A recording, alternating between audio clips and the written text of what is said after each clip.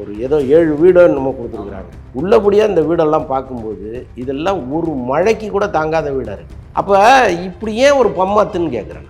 இது ஒரு தென்றல் காற்று அடித்தா கூட கதவு புட்டுக்கு போயிடும் போடுது. இன்றைக்கி இவ்வளோ பெரிய கூட்டம் உங்களை நம்பி வருது இல்லை, எதுக்காக வருது? நீங்கள் ஏதோ பண்ணுவீங்க, இந்த சொசைட்டியில் ஒரு பெரிய மாற்றத்தை ஏற்படுத்துவீங்கன்னு நினச்சி தானே வராங்க. அப்போ அவங்களையும் ஏமாத்துறீங்க. உங்களுக்கு கீழே இருக்கிற கூட்டம் தான் இது. என்னமோ விஜய் வந்து அந்த கதவை ஆட்டிலாம் பார்க்க போகிறது இல்லை. இந்த விஜய் அடுத்த படம் யார் இயக்குனர் அப்படிங்கிறதுல 2 பேருடைய பேர் இப்போ அடிப்படுது. ஒருத்தர் வந்து இதுவரைக்கும் அஜித் வந்து பல ஆப்ரேஷன்களை சந்தித்தவர் தான். ஹாஸ்பிட்டல், கத்தி, இதெல்லாம் வந்து ஒன்றும் பெரிய விஷயம் கிடையாது. பல முறை வந்து அந்த உயிர் அபாயத்தை தொட்டு திரும்பினவர் அவர். ஆனால் இது வந்து முற்றிலும் மாறுபட்ட ஒரு பிரச்சனை அவர். அடுத்த தளபதி எஸ்கே தான்ப்பா அப்படின்ற ஒரு விஷயம். அது என்ன சலூன் கடையில் இருக்கிற சேரா? ரசிகர்களை வந்து பேசுகிறாங்கல்ல, அதெல்லாம் வந்து சும்மா அவங்களை புகழ்ந்து நம்ம பேசினோம்னா அவங்க இன்னும் வந்து விசிலடிப்பாங்க, இன்னும் வந்து பாலாபிஷேகம் பண்ணுவாங்க, இன்னும் கட் அவுட் வைப்பாங்கிறது தான். சிவகார்த்திகேயன் அப்படி தான் பேசியிருக்கிறார். மக்களால் எல்லாருமே கொண்டாடப்பட்டு இருக்கிற இப்படி ஒரு படத்தை வந்து அவர் மலையாள குடி பொறுக்கிகள் அப்படின்ற ஒரு வார்த்தை மூலமாக அட்ரஸ் பண்ணுறது எப்படி சார் பார்க்குறீங்க? இப்போ தமிழர்கள் என்ன குடி பொறுக்கிகள் இல்லாமல் இருக்காங்களா?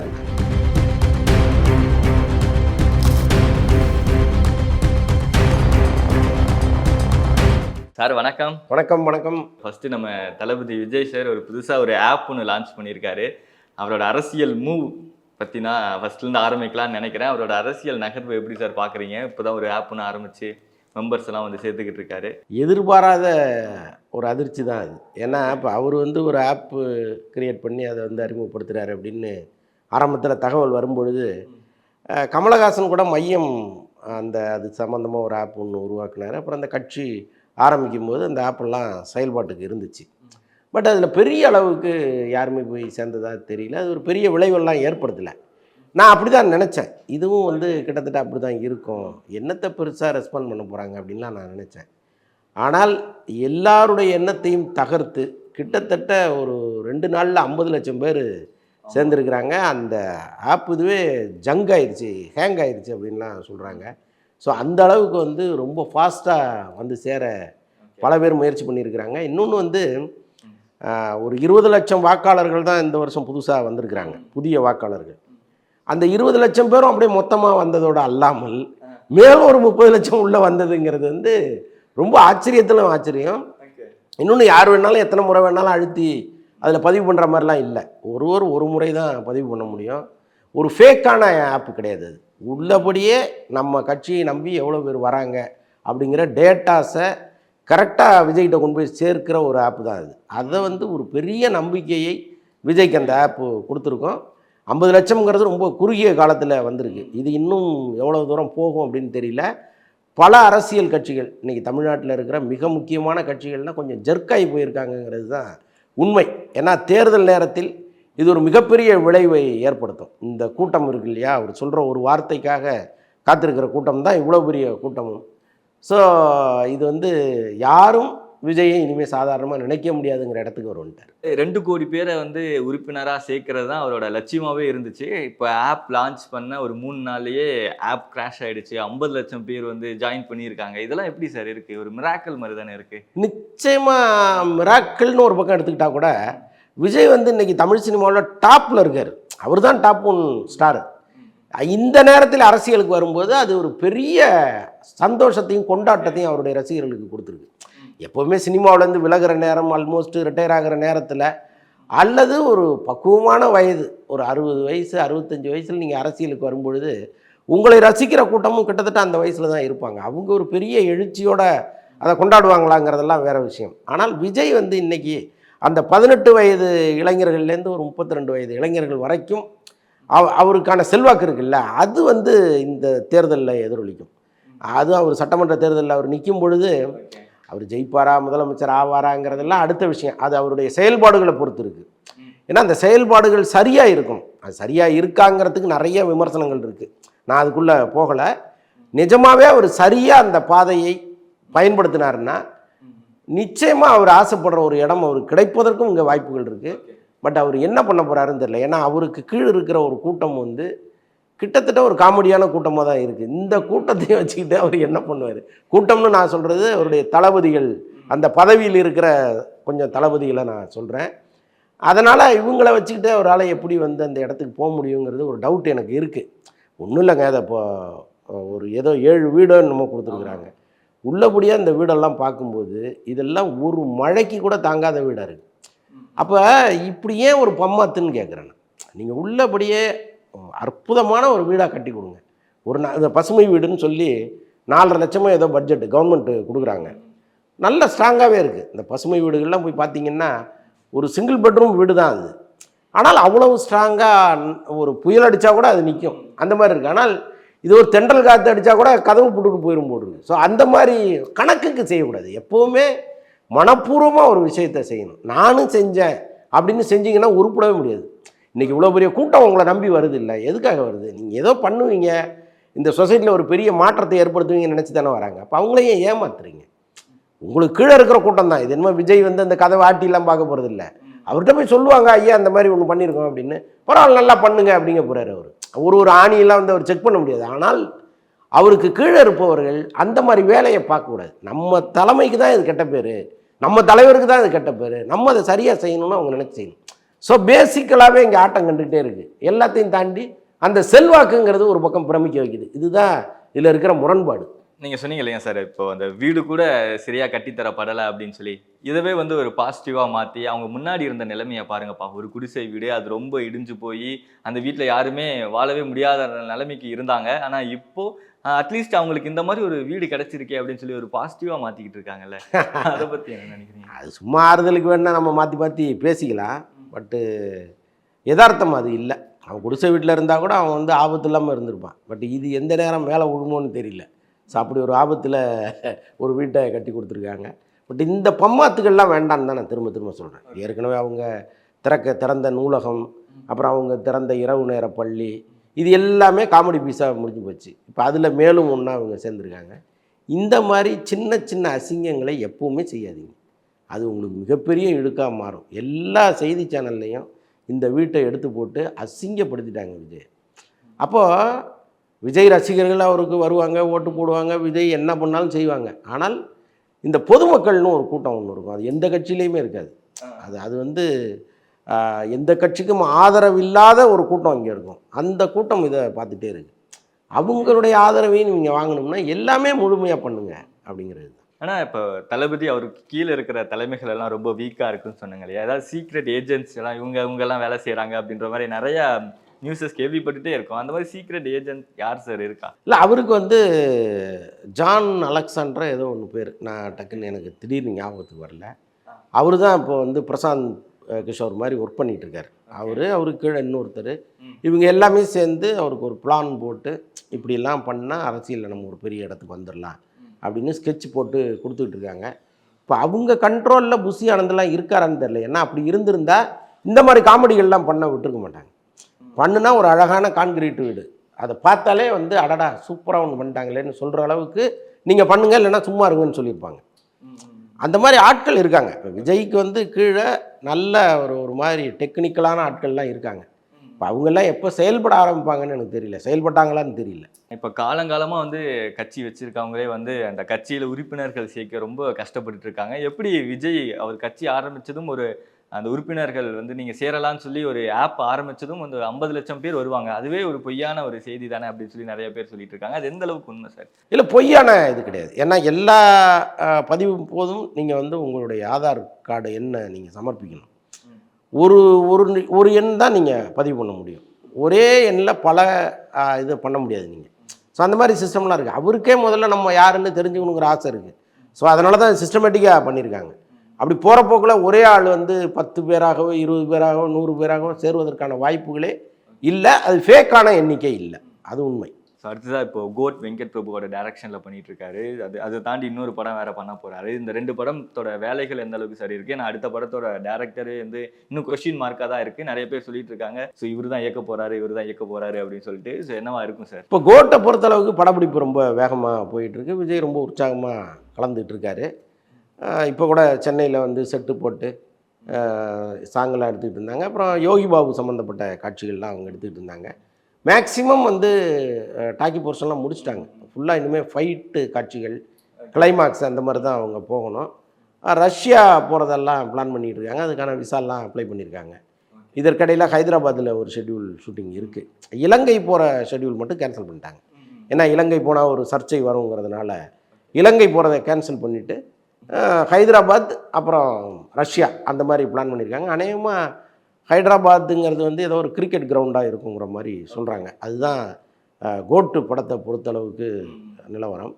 பட் விஜய் அடுத்த படம் யார் இயக்குனர் அப்படிங்கிறதுல 2 பேருடைய பேர் இப்போ அடிப்படுது. ஒருத்தர் வந்து திரிவிக்ரம், அவர் தெலுங்கில் முக்கியமான ஒரு இயக்குனர். தெலுங்கு தயாரிப்பாளர் வரும்பொழுது அவரை கூடவே கூப்பிட்டு வந்து, சார் இவர் சொல்கிற லைனை கேளுங்க, ஓகே என்ன பண்ணலாம் அப்படின்னு சொல்லும்பொழுது அந்த லைனை கேட்டு விஜய் ஓகே சொல்லியிருக்காரு.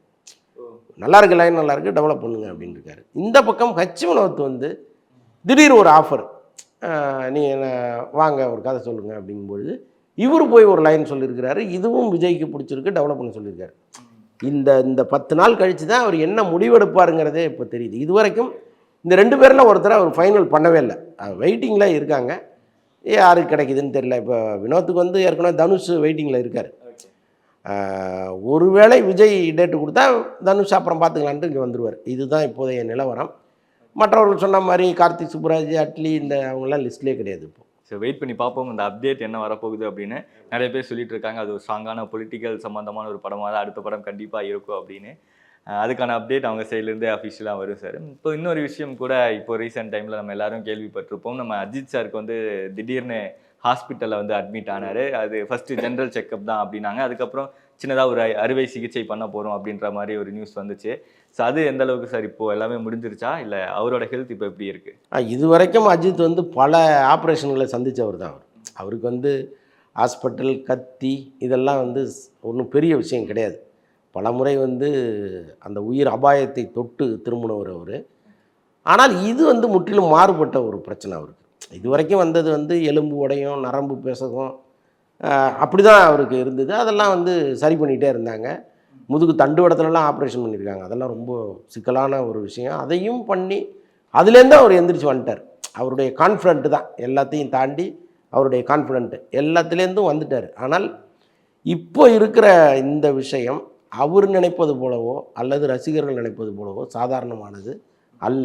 நம்ம மருத்துவர்கள்ட்ட பல பேர்கிட்ட பேசும்பொழுது இந்த சிக்கல், இதனுடைய பேர், இதெல்லாம் அவங்க வச்சு பேசுகிற விஷயங்கள்லாம் பார்க்கும்பொழுது நிஜமாக கொஞ்சம் திகில் ஊட்டக்கூடிய விஷயமாக தான் இருக்குது. ஓகே, இது வந்து பிரெயின்லேருந்து காதுக்கு வர்ற நரம்பில் ஒரு வீக்கம், உடனடியாக வந்து ஒரு மைனர் சர்ஜரி அது பண்ணியிருக்காங்க. பட் இந்த சர்ஜரி வந்து எவ்வளவு நாளைக்கு அவரை அந்த நிலைமையை சரி பண்ணி வைக்கும்? மீண்டும் அவருக்கு இன்னொரு சர்ஜரி தேவைப்படுமா? பழைய மாதிரி அவர் வந்து ரொம்ப ஒரு ரிஸ்க்கான காட்சிகளில் இறங்க முடியுமா? சேசிங் காரு பைக் இந்த மாதிரி சுற்றுறாரு இல்லையா, இதெல்லாம் முடியுமா அப்படிங்கிற மாதிரி பல கேள்விகளை டாக்டர்களே எழுப்புகிறாங்க. இதெல்லாம் இல்லாமல் எல்லாத்தையும் எடுத்து ஓரம் கட்டி வச்சுட்டு ரொம்ப ஒரு அமைதியான, கலகலப்பான, மகிழ்ச்சியான ஒரு வாழ்க்கையை அவர் கண்டினியூ பண்ணாருன்னு வைங்களேன், நிச்சயமாக எந்த பிரச்சனையும் கிடையாது. ஒரு ரிஸ்க் எடுத்து பைக் எடுத்துகிட்டு இங்கேருந்து வெளிநாடுகளுக்கு போகிறது, சுற்றுறது அப்படின்னு இருந்தாருன்னா நிச்சயமாக ஒரு பிரச்சனையை உருவாக்குங்கிற மாதிரி தான் சொல்கிறாங்க. ஆனால் அஜித் எல்லாத்தையும் தாண்டி இது வரைக்கும் எவ்வளோ எச்சரிக்கைகளை தாண்டி வந்தவர் தான். ஸோ இந்த முறை அவர் என்ன முடிவெடுத்திருக்கிறாருங்கிறது தெரியல. பட்டு விடாமுயற்சி படப்பிடிப்பும் உடனடியாக நடக்காது. அதுக்கு காரணம் என்னென்னா, ஒரு புறம் அஜித்தின் உடல்நிலை, நாம் வந்து அவரை ஃபோர்ஸ் பண்ணக்கூடாது. இன்னொன்று அஜித்தும் வந்து ஒரு நீண்ட ஓய்வு அவருக்கு தேவைப்படுது.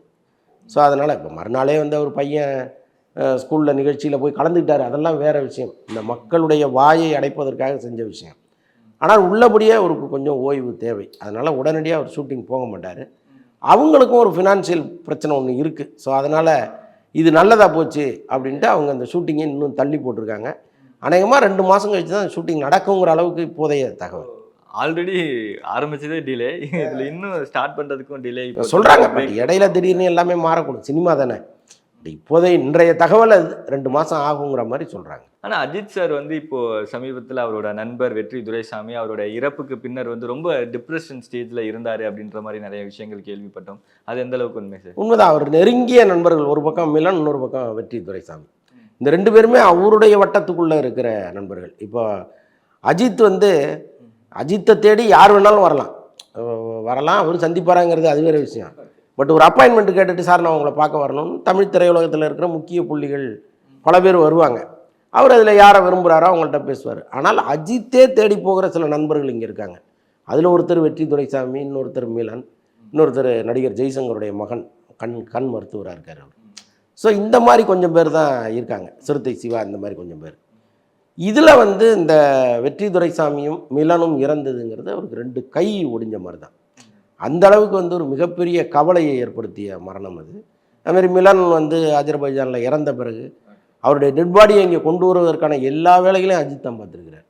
அங்கே இருக்கிற தூதரகத்தில் போய் பேசுறது, அதை வந்து ஏன்னா இப்போ வெளிநாடுகளில் இறக்குற ஒருத்தரை வந்து இங்கே சென்னை கொண்டு வரதுங்கிறது அவ்வளோ சாதாரணமான விஷயம்லாம் இல்லை. நிறைய ஃபார்மாலிட்டிஸ் இருக்குது. ஸோ அதில் எல்லாத்துலேயும் இறங்கி பேசி அதுக்கப்புறம் இங்கே கொண்டு வந்தால் அவருக்கு 2 மனைவிகள், யார் வீட்டுக்கு அந்த பாடியை அனுப்புறதுங்கிறதுல ஒரு பெரிய பிரச்சனை. ஸோ அவங்களுக்குள்ள பிரச்சனையை இவர் அங்கேருந்தே ஃபோனில் பேசி சால்வ் பண்ணி அப்புறம் அனுப்பி, ஸோ இவ்வளோ வேலைகளை அவர் பண்ணியிருக்கிறாரு. அந்த சோகத்திலேருந்து மீள்வதற்குள்ளே இந்த பக்கம் வெற்றி துரைசாமி. ஸோ இது வந்து ஒரு பக்கம் மன உளைச்சலுக்கு அவருக்கு கொடுத்துருக்கு. பட் எல்லாத்தையும் தாண்டி வீட்டில் வந்து அவருக்கு கொஞ்சம் நிம்மதி இருக்கான்னா அது குறைவுன்னு தான் சொல்கிறாங்க. என்னென்னா ஒரு வீட்டில் அப்படி கலகலப்பாக எல்லாரும் இருக்க வேண்டிய வீட்டில் ஒரு மனைவி, அவங்க அப்பா, அவங்க வந்து அங்கே இருக்காங்க. ஷாம்லி வந்து வேறொரு வீட்டில் இருக்காங்க. ரிச்சர்டு வேறொரு வீட்டில் இருக்கார். தனித்தனியாக அங்கங்கே இருக்காங்க. அப்போ எப்போயாவது இந்த அசம்பிள் ஆகிப்பாங்க போட்டு. ஸோ அந்த மாதிரி இருக்கும் பொழுது அஜித்தே வீட்டில் ரொம்ப பெருசாக கலகலப்பாக இருக்க மாட்டார். பெரும்பாலும் வாசலில் இருக்கிற அந்த செக்யூரிட்டிகிட்ட தான் சேரை போட்டு உட்காந்து பேசிகிட்டு இருப்பாருலாம் தகவல்கள் சொல்கிறாங்க. ஸோ அப்படி ஒரு இறுக்கமான இப்போ நம்மளை மாதிரிலாம் அவர் வந்து இப்போ போர் அடிக்குது அப்படின்னா பைக்கை தூக்கிட்டு நம்ம எங்கேயாவது போவோம், ஒரு கடத்தருக்கு போவோம், ஏதாவது ஒன்று பண்ணுவோம். பட் அவரால் முடியாது இல்லை. ஸோ அந்த மாதிரி சூழல் அவருக்கு இப்போ சமீப காலமாக இருக்குது. ஸோ அதெல்லாம் சேர்ந்து தான் ஒரு மன இறுக்கத்தை அவருக்கு கொடுத்துருக்கு. இன்னொரு விஷயம் கூட நம்ம இந்த சோசியல் மீடியாவில் ரொம்ப பரவலாக கேட்டுட்டு இருந்தோம். ஸோ அவருக்கு வந்து இப்போது ஹாஸ்பிட்டலில் அந்த ட்ரீட்மெண்ட் பண்ணியிருக்காங்க இல்லையா, அது சம்மந்தமாக நம்ம விஜய் சார் கால் பண்ணி பேசினாரு அப்படின்ற மாதிரி, அது எந்த அளவுக்கு ரொம்ப அத்தன்டிக்கான ஒரு செய்தி இல்லை? அவங்க தரப்புலேருந்து அவர் பேசுனதா ஒன்றும் தகவல் இல்லை. ஆனால் நிச்சயமாக பேசியிருப்பார். ஏன்னா அவங்க 2 பேருக்குள்ள நட்பு இருக்குல்ல, அது வந்து ரொம்ப ஸ்ட்ராங்கான ஒரு நட்பு. அஜித் அப்பா இறந்தப்போ முதல்ல போய் இன்னொரு விஜய் தான். ஸோ அதனால் அவங்க 2 பேருக்குள்ளேயும் அந்த நட்பு ஒன்று இருக்குது. நிச்சயமாக ஃபோன் பண்ணி என்ன நடந்தது ஏதுன்னு ஒன்று ஷாலினிகிட்ட பேசியிருப்பார், இல்லைன்னா சுரேஷ் சந்திரகிட்டாவது பேசியிருப்பார். நேரடியாக அஜித்திட்ட பேச முடியலன்னா கூட, ஏன்னா அன்றைக்கி இருந்த சுச்சுவேஷன், அவர் ஹாஸ்பிட்டலில் இருந்தது, அப்புறம் ஐசியூவில் இருந்தது. ஸோ இதெல்லாம் டக்குன்னு அவருக்கு ஃபோனை கொடுங்கன்னு பேசிட முடியாதுல்ல. நிச்சயமாக பேசியிருப்பார். ஸோ இப்போ எல்லாரும் ரொம்ப அதிகமாக பேசிகிட்டு இருக்கிறது அடுத்த தளபதி எஸ்கே தான்ப்பா அப்படின்ற ஒரு விஷயம். ஆனால் இப்போது அவர் அமரன் அதோட டீசர் மாதிரி சின்னதாக விட்டுருந்தாங்க. அதிலெல்லாம் பார்க்கும்போது ஸோ பயங்கரமான ஒரு லுக்கு, பயங்கரமான ஒரு டிரான்ஸ்ஃபர்மேஷன்லாம் இருந்தார். ஸோ அதுக்கு ஈக்குவலாக தான்ப்பா இவரோட முடிவு இருக்க போகுது, அவரோட நகர்வும் இருக்க போகுது அப்படின்லாம் சொல்லிட்டு இருந்தாங்க. அது எந்த அளவுக்கு சாத்தியம்? அந்த இடத்த இவர் எந்த அளவுக்கு ஃபுல்ஃபில் பண்ணுவார்? அது என்ன சலூன் கடையில் இருக்கிற சேரா ஒருத்தர் முடி வெட்டிட்டு போனோன்னு இன்னொருத்தர் உட்கார வைக்கிறது? அப்படி கிடையாது. ரஜினியினுடைய சூப்பர் ஸ்டார் நாற்காலி எப்படி விஜய்க்கு பொருத்தமற்றதுன்னு பேசணுமோ அதே மாதிரி தான் இதுவும். விஜய் நாற்காலி விஜய்க்கு தான், ரஜினி நாற்காலி ரஜினிக்கு தான். அவங்கவுங்க இருந்து அதை ஃபில் பண்ணிட்டாங்க, அவ்வளோதான். அதற்கப்புறம் வேறொரு சேர் தான், அந்த சேர் கிடையாது யாருக்குமே. அதுமாதிரி தான் விஜயினுடைய சாதனை, அவர் பண்ண அந்த அவருக்கான கலெக்ஷன்ஸ், அவருக்கான ரசிகர்கள், அதெல்லாம் வேற. அந்த இடத்தை சிவகார்த்திகேயன் ரீச் பண்ணுறதுங்கிறது இப்போதைக்கு நடக்காது. நடக்கும், முயற்சி இருந்தால் யார் வேணாலும் அந்த இடத்துக்கு வரலாம். ஆனால் அது உடனே நடந்துருமான்னா உடனே நடக்காது. நீங்கள் அவ்வளோ பெரிய ரசிகர் கூட்டத்தை நீங்கள் கொண்டு வந்துட்டீங்களா என்ன? அதுக்குள்ளே ஒருத்தர் இல்லைன்னா அந்த இடத்துல அவரை கொண்டு போய் வைக்கிறதுங்கிறது ஒரு ஏற்புடையதான கருத்து இல்லை. இன்னும் பல ட்ராவல் இருக்குது அவருக்கு, இன்னும் பல வெற்றிகளை அவர் கொடுக்கணும். கொடுத்துட்டு தான் அந்த இடத்துக்கு அவர் வரணும். சிவகார்த்திகேயன் கூட அவரோட ஃபேன்ஸ் எல்லாம் மீட் பண்ணியிருக்காரு. மீட் பண்ணும்போது ஒரு விஷயம் வந்து சொல்லியிருக்காரு, எனக்கு சினிமாவில் நிறைய பிரச்சனைகள், நிறைய வழிகள் எல்லாம் இருந்திருக்கு. அதை ஷேர் பண்ணுறதுக்கு எனக்கு அப்பாவோ அண்ணனோ யாரும் கிடையாது. ரசிகர்களாகிய நீங்கள் தான் இருக்கீங்க, உங்ககிட்ட தான் நான் ஷேர் பண்ண முடியும். ஸோ தொடர்ந்து ஷேர் பண்ணுவேன். அதுக்கு உங்களோட சப்போர்ட் இப்போ வரைக்கும் எப்படி கொடுத்துட்ருக்கீங்களோ அதே மாதிரி கொடுப்பீங்க அப்படின்னு சொல்லி நம்புகிறேன் அப்படின்ற மாதிரி ஒரு ஸ்டேட்மெண்ட். அப்படி என்ன மன வழியை அவர் ரசிகர்கள்ட்ட ஷேர் பண்ணார் சொல்லுங்களேன். நான் என்னுடைய வழியை உங்கள்கிட்ட நான் ஷேர் பண்ணுறேன் அப்படின்னு சொல்கிறாருல, என்ன வழியை ஷேர் பண்ணியிருக்காரு? அப்படிலாம் எதுவுமே பண்ணது. அவங்க அண்ணன்ட்ட சொல்லாதது, அவங்க அப்பாட்ட சொல்லாதது இவங்கள்ட்ட சொல்லிட்டாரா அவர்? அவங்கள்ட்ட சொல்ல முடியல, அதை இவங்கள்ட்ட சொல்லிட்டாரா அவர்?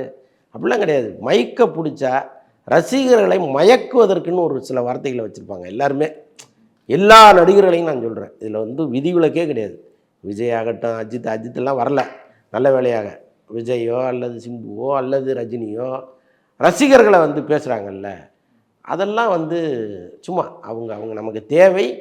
அவங்களை புகழ்ந்து நம்ம பேசினோம்னா அவங்க இன்னும் வந்து விசிலடிப்பாங்க, இன்னும் வந்து பாலாபிஷேகம் பண்ணுவாங்க, இன்னும் கட் அவுட் வைப்பாங்கங்கிறது தான். மற்றபடி வந்து அப்படியே ஒரு உயிருக்குயிரான ஒரு இடத்துல நான் உங்களை வச்சுருக்கேங்கிறதெல்லாம் பெரிய பம்மாத்து. சிவகார்த்திகேயனும் அப்படி தான் பேசியிருக்கிறாரு. நான் என் வழியை உங்கள்கிட்ட சொல்லுவேன்னா, என்ன வழியை இது வரைக்கும் நீங்கள் சொல்லியிருக்கீங்க சொல்லுங்கள். அப்படி எதுவுமே சொன்னதில்லை. அப்புறம் எதுக்கு இந்த வார்த்தையை பயன்படுத்துகிறீங்க? அதனால் எல்லாமே பம்மாத்து.